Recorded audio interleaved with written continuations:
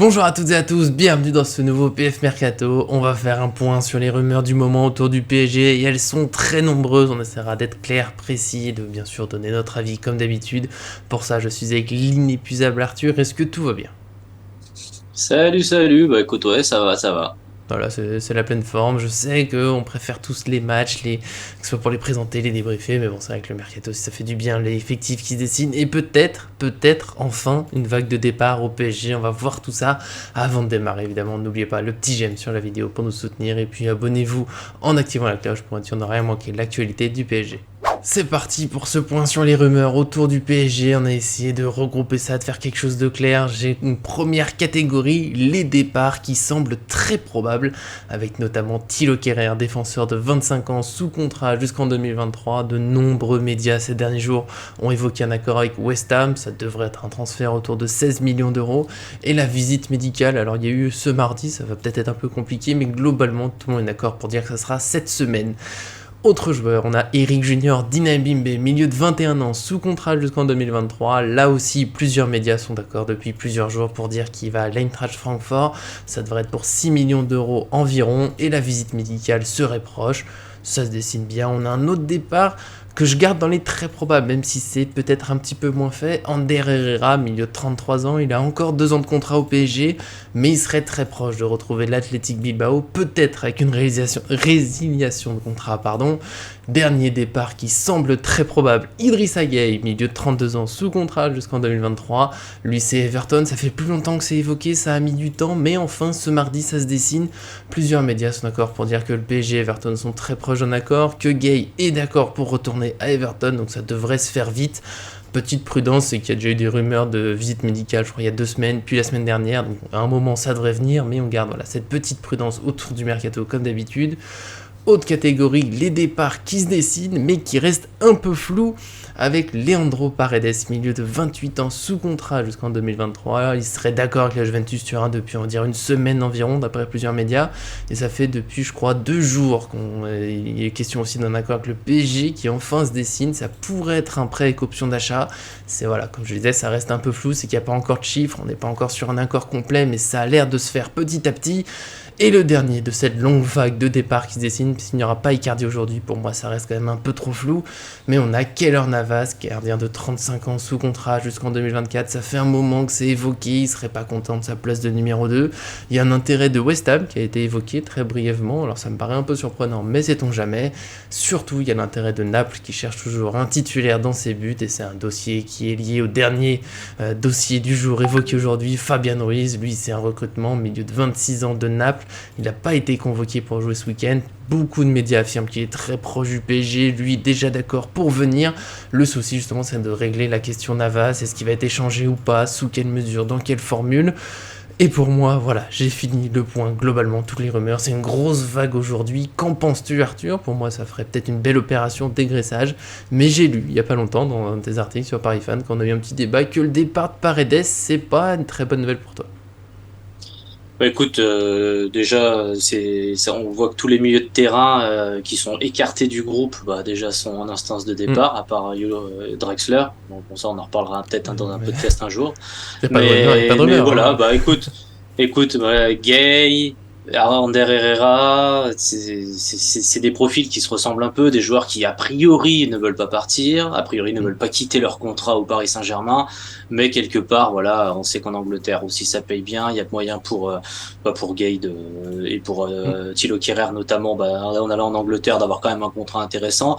Ander Herrera, tu l'as dit, c'est une résiliation, donc forcément ça montre que le PSG ne veut absolument pas négocier voilà, un retour dans le groupe ou je ne sais quoi. S'il y a la Ouais. résiliation qui se fait, ce qui semble assez probable quelque part, on parlait de 6 millions d'euros, mais ça peut être un petit peu plus, un petit peu moins. Le Paris Saint-Germain sera peut-être obligé d'y passer par là pour certains joueurs, hein, de toute façon, Un dans son Kurzawa opération par exemple. dégraissage. Kurzawa, Icardi, ça paraît cher, mais pourquoi pas? En fin de mercato, Hmm, quand le hmm. PSG veut à tout prix dégraisser, eh ben, il y a peut-être que ça comme solution. Enfin bon, ça, on y reviendra. Moi, je suis assez content. Si tout ça se concrétise, je suis plutôt content parce que, bah, de toute façon, ils sont dans le groupe 2. Ils sont déjà, pour la plupart, démotivés, à part Ander Herrera, de ce que j'ai compris. Hmm. Donc, forcément, des joueurs un peu plus démotivés qui ont plus leur place dans le groupe, qui, de toute façon, on a bien senti que Luis Campos, il ferait pas de, Non. il y aura pas de retour possible. Voilà, à un moment, là, il faut que les départs se dessinent.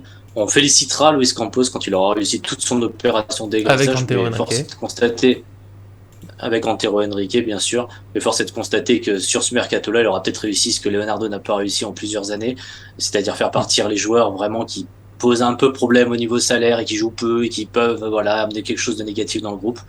Voilà, pour Paredes, voilà, parce que tu m'as posé la question personnellement. Oui, Paredes, c'est compliqué parce que c'est le seul joueur que tu as cité qui est dans le groupe 1 encore. Donc, du coup, pour qui a moi, joué hein, depuis le début. qui a joué et qui est là, voilà, qui est dans le groupe 1. Les autres sont sortis du groupe, par Luis Mm. Campos et Christophe Galtier. Donc, Paredes est dans le groupe, il a joué. J'ai senti Christophe Galtier compter sur Paredes.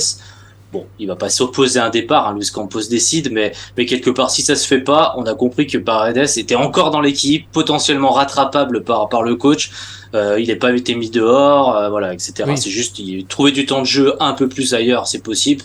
Avoir une petite manne financière potentiellement, et que c'est un prêt avec option d'achat, il y a moyen de ramener des fonds pour l'année prochaine et puis dégraisser au niveau peut-être du salaire aussi.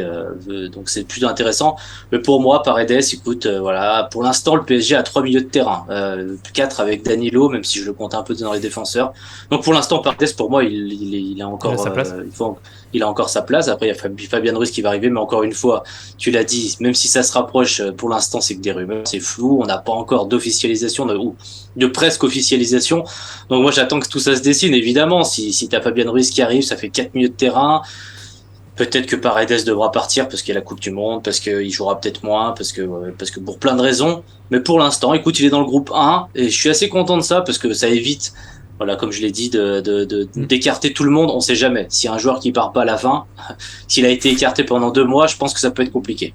Oui, c'est pour ça que les autres, comme tu as dit, résiliation de contrat, des fois ça paraît un peu violent, c'est un peu une perte d'argent aussi, mais s'il n'y a pas de vente, au bout d'un moment, c'est peut-être mieux, parce que voilà, la règle fait que pour l'instant, le deuxième groupe, hein, donc les joueurs s'entraînent l'après-midi après l'équipe 1, on va dire, c'est autorisé, il n'y a pas de souci, mais après, le club a plus le choix, il faut qu'il réintègre le groupe, ça fait des séances compliquées, en plus niveau ambiance, les joueurs qui reviennent, voilà, alors qu'ils savent qu'ils joueront plus, comment sera l'accueil, comment sera l'ambiance, voilà, ça peut être que négatif, je pense, pour le groupe, et même eux pour leur carrière, mais ça après c'est leur choix. Et c'est pour ça que Paredes, lui, il a encore sa place. Donc c'est vrai que s'il part pas, il pourra encore jouer. J'ai quand même un petit doute. C'est peut-être pour ça qu'il va partir finalement sur bah, justement l'ambiance pour lui, comment il va se sentir. Parce que je pense qu'il a envie de jouer. Il a envie de jouer notamment pour être sûr d'être avec l'Argentine à la Coupe du Monde. Pour l'instant, il a une place. S'il la perd au dernier moment, parce que Verratti, Vitinha, Sanchez sont devant lui, ça va lui faire mal. Si Ruiz aussi arrive. Donc je pense que lui, c'est voilà, c'est l'option d'être titulaire. La Juventus a l'air de lui proposer ça. Je comprends que ce soit intéressant. Et pour le PSG, ça me paraît aussi pas trop mal, parce que Paredes, c'est un certain salaire. Verratti, Vitinha, Sanchez, Ruiz, ça fait quand même déjà des belles options. Je mets Danilo un peu de côté. Pour moi, ça va être le joueur là pour dépanner. S'il manque un milieu, il jouera au milieu. S'il manque un défenseur, il jouera en défense. Et j'aime bien qu'il n'y ait pas non plus trop de joueurs. J'ai l'impression que si on garde tout ça, plus Paredes, et bah Zahir Emery et Aymen Carré, on les verrait pas. J'aimerais bien qu'ils aient vraiment leur chance, donc ça me paraît pas trop mal. Et pour les autres joueurs, oui, je pense qu'on est d'accord. Ils sont dans le groupe 2, il faut partir. Donc voilà, moi je laisse rebondir dessus. Je trouve que c'est bien. Ça ferait un bon équilibre, on va dire 4 vrais milieux qui se battent pour des places. Danilo, voilà, pour moi c'est un autre profil, il peut dépanner. Et les deux jeunes qui peuvent du coup avoir des opportunités avec les blessures et la suspension. Vitinha manquera le match contre Monaco par exemple. Moi, je suis complètement d'accord. 4 milieux de terrain, on va dire créatifs, c'est Mm. très bien dans un milieu à deux, aucun souci. Danilo qui est là au cas où il y a un milieu à trois, au cas où il y a, comme tu l'as dit, des soucis, c'est très bien aussi. Danilo, on l'a vu, c'était un bon soldat l'année dernière, donc le garder avec plus de polyvalence que les autres parce qu'il peut jouer en défense, donc ça c'est Mhm. intéressant. Et je suis complètement d'accord avec toi. Pour intégrer des Zahir Emery, il faudra qu'il n'y ait pas 7 milieux de terrain, parce que s'il y a 7 milieux de terrain, il sera toujours en huitième position, donc il jouera jamais. Donc évidemment que le milieu à 4 avec comme tu as dit les suspensions, puis les fins de match, Oui, les oui. 4-5-0 qui peuvent arriver régulièrement, un Zaire Emery qui peut jouer, bah oui, c'est la condition, c'est qu'il y ait moins de milieu de terrain. Effectivement, le dégraissage massif, il est aussi là pour ça, c'est aussi réintégrer les jeunes, parce que la Oui. dernière c'était pas juste pas possible, on l'a vu avec Xavi Simons, voilà, il avait beau avoir des qualités, on l'a bien vu, le PSG ne lui faisait jamais la place parce qu'il y avait toujours Gay, il y avait Herrera, il y avait Dina Bimbe, il y avait trop de joueurs. Donc le dégraissage parfait, très très bien comme tu l'as dit pour le jeune. Et puis 4 milieux. A Bon. priori, Galtier va rester sur un système à 2 milieux la plupart du temps. 2 milieux de terrain créatifs, c'est largement suffisant. Oui, oui, ça devrait suffire. Donc voilà, normalement, des bonnes nouvelles prochainement. Nous, on a fait globalement une tour aujourd'hui. On espère que ça a été clair, notamment quand j'ai fait la liste des informations. Voilà, j'ai essayé de faire au plus précis parce qu'il y a vraiment une grosse vague. Mais il faut dire qu'il y a eu un jour férié avant. Tout le monde s'est un peu reposé. Et là, voilà, les médias se déchaînent. On est parti de toute façon, sans doute pour 2 semaines et quelques, assez intense jusqu'au bout du mercato. Évidemment, on sera là pour faire vivre tout ça le mieux possible. Les départs officiels, les nouvelles rumeurs, parce qu'il y a encore des arrivées possibles. Ruiz au milieu, un attaquant, défenseur. On sait que ça se dessine, il y a encore beaucoup de flou, beaucoup de choses à suivre ensemble, donc bien sûr abonnez-vous pour rien manquer. On se retrouvera évidemment bientôt dans une nouvelle vidéo. Je pense que le mercato ça va se concrétiser pour certains et puis pour le reste on suivra. Vous avez aussi, parce qu'il n'y a pas que le mercato, l'analyse en images de PSG Montpellier en attendant, évidemment ça fait toujours plaisir. Et pour aujourd'hui, merci Arthur d'être venu, évidemment se parler du mercato tout seul c'est trop triste. Écoute, merci à toi. On espère que ça se concrétise vite maintenant, comme ça on sera un peu plus tranquille. Voilà, qu'il y ait au moins une partie qui se concrétise, que ce soit clair, qu'on voit, et puis qu'on ait le temps d'avoir des nouvelles arrivées, évidemment, c'est toujours un peu le plus excitant. On verra évidemment comment ça se passe. En attendant, merci à tous et à très bientôt sur cette chaîne.